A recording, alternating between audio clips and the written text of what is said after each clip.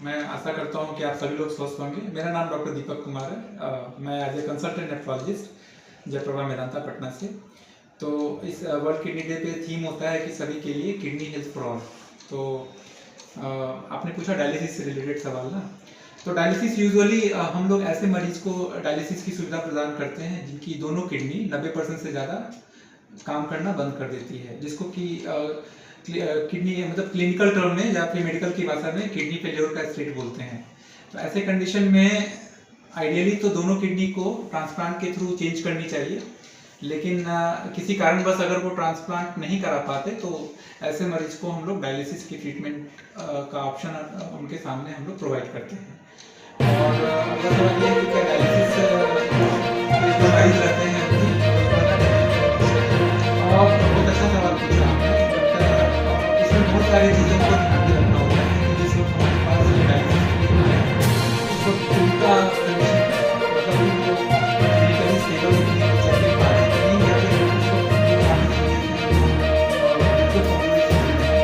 लेकिन डायलिसिस कराने के बाद उनकी कंडीशन में सुधार होती है। और डायलिसिस का सबसे बड़ा एडवांटेज ये होता है कि डायलिसिस कराने के बाद जो भी किडनी खराब होने के कारण लक्षण मरीज में दिखते हैं, डायलिसिस कुछ सेशंस होने के बाद वो लक्षण धीरे धीरे करके खत्म होने लगते हैं।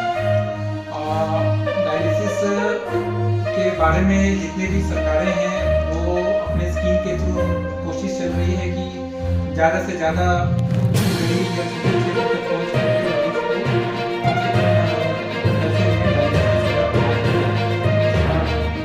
डायलिसिस का कुछ ड्रॉबैक ये भी है कि डायलिसिस के लिए मरीज को 2 से 3 बार अपने घर पे अपने आसपास के डायलिसिस सेंटर और डायलिसिस के लिए आसपास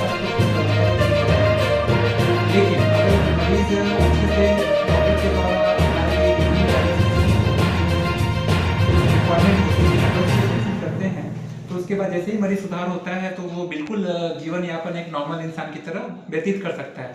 हमारे यहाँ तो जो हमारे यहाँ डायलिसिस सेंटर जो है वो बिहार का सबसे बड़ा डायलिसिस सेंटर है।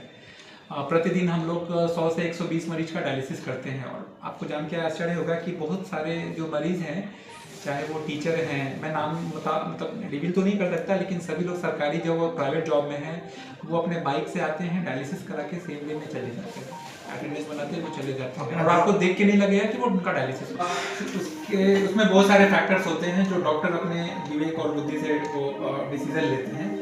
लेकिन यूजुअली अगर सब कुछ ठीक रहता है तो एटलीस्ट हम लोग हफ्ते में 2 बार डायलिसिस करते हैं। लेकिन आप इस चीज़ को समझो कि हमारी जो किडनी होती है वो 24 घंटे कंप्यूटर की तरह काम करती है जो विषैले पदार्थ को बाहर करती है।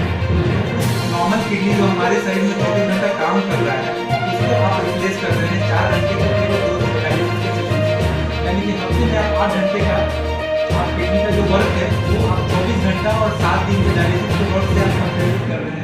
तो आप ही सोचो कि वो भी उसके लिए कंप्लीट नहीं है। तो 2 या 3 बार डायलिसिस यूजुअली हम लोग सारे मरीज को हम लोग बोलते हैं, इसके लिए मरीज को आना पड़ता है। और अगर लेकिन वो सक्षम है, उनकी उम्र अगर 60 साल से कम है और वो ट्रांसप्लांट के सारे क्राइटेरिया को फुलफिल करते हैं तो डायलिसिस से ज़्यादा बेटर ऑप्शन ट्रांसप्लांट होता है सर। और ट्रांसप्लांट से ऐसा देखा गया है कि डायलिसिस से जितना मरीज सर्वाइव करता है उससे लगभग 2.5 से 3 गुना ज़्यादा मरीज ट्रांसप्लांट के बाद सर्वाइव करते हैं। और ट्रांसप्लांट के बाद जिंदगी की जीवन शैली होती है वो डायलिसिस वाले मरीज का बिल्कुल नॉर्मल इंसान नहीं करता।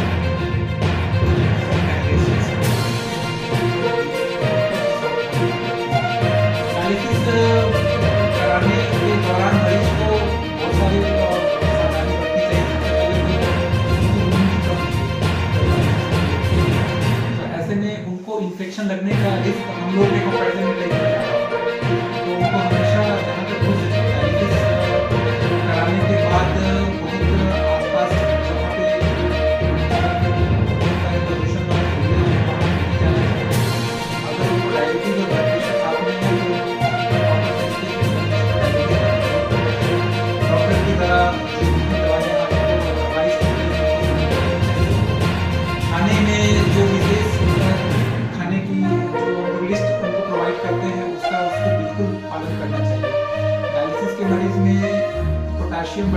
रिस्क होता है, और हाई पोटेशियम किसी भी मरीज के लिए हार्ट से रिलेटेड कॉम्प्लिकेशंस का रिस्क लेके आता है। तो बहुत सारा खाना जिसमें कि पोटेशियम की मात्रा ज़्यादा होती है, फॉर एग्जाम्पल फ्रूट का जूस हो गया, रेड मिक्स हो गया, कोकोनट वाटर हो गया, हॉर्लिक्स हो गया, तो ये सब हम लोग उनको खाने से मना करते हैं। और पानी उनको दिन भर में यूजुअली ज़्यादा लगती है, प्यास ज़्यादा लगता है और पेशाब भी ज़्यादा लगता है, तो भूख भी बहुत ज़्यादा लगता है, पानी पीने का भी बहुत मन करता है।